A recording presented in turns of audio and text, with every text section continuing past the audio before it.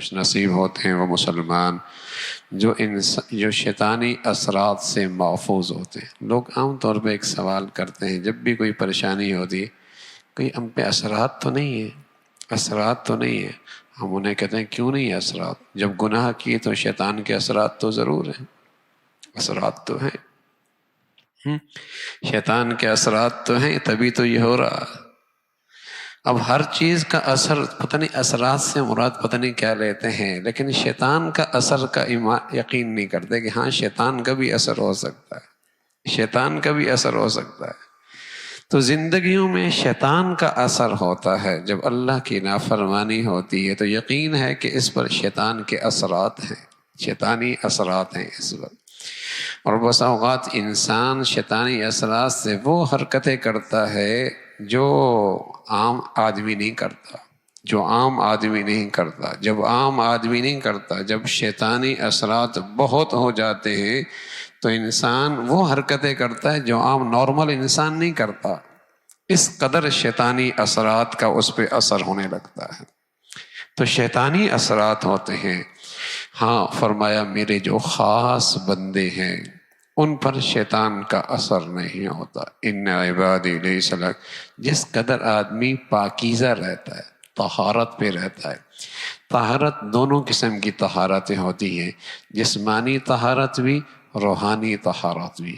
جسمانی طہارت کہ اس پر جسمانی نجاست کوئی نہ ہو، یعنی آدمی پہ غسل فرض ہے اور اس میں بلا وجہ تاخیر کر رہا ہے، عورت پہ ماہواری آئی، غسل کا وقت آ گیا لیکن بلا وجہ اس میں تاخیر کر رہی ہے، یہ جو نجاست ہے اس سے بھی شیطانی اثرات بہت تیزی کے ساتھ اس کی طرف آتے ہیں، اس سے بھی شیطانی اثرات بہت تیزی کے ساتھ اس پر آتے ہیں، اس لیے کہ گندگی اس کی غذا ہے، نجاست اس کی غذا ہے، گندگی نجاست اس کی غذا ہے، تیزی کے ساتھ اس پہ اثرات کرتا ہے۔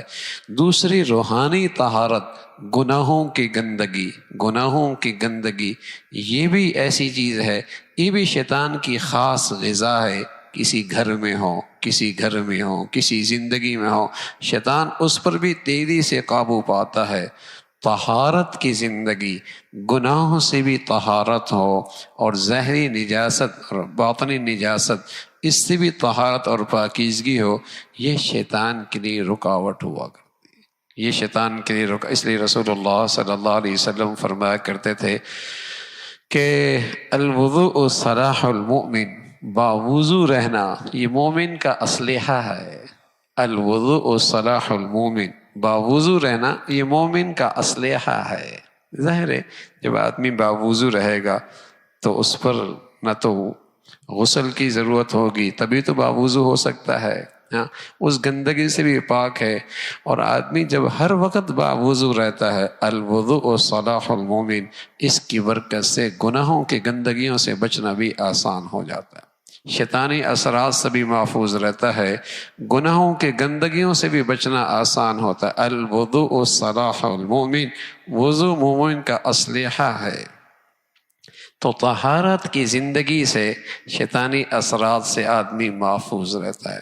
ورنہ اب دونوں چیزیں ہیں، خاص طور پہ نوجوان بچے بچیوں میں، چونکہ انہیں پاکیزگی کے مسائل ہی کوئی نہیں پتہ، انہیں طہارت کے مسائل ہی کوئی نہیں پتہ، انہیں ماہواری آتی ہے انہیں اس کا بھی احساس کوئی نہیں، ان پہ غسل فرض ہوتا ہے، اس غسل فرض ہونے کے مسائل انہیں کوئی، ایک تو یہ گندگی ہے اور دوسری طرف گناہوں کے ماحول میں زندگیاں گزارنا اور گناہوں کی زندگی گزارنا، اور پھر جب ان کے اندر زندگی آتی ہے شیطانی، پھر کہتے ہیں پتہ نہیں اسے کیا ہو گیا۔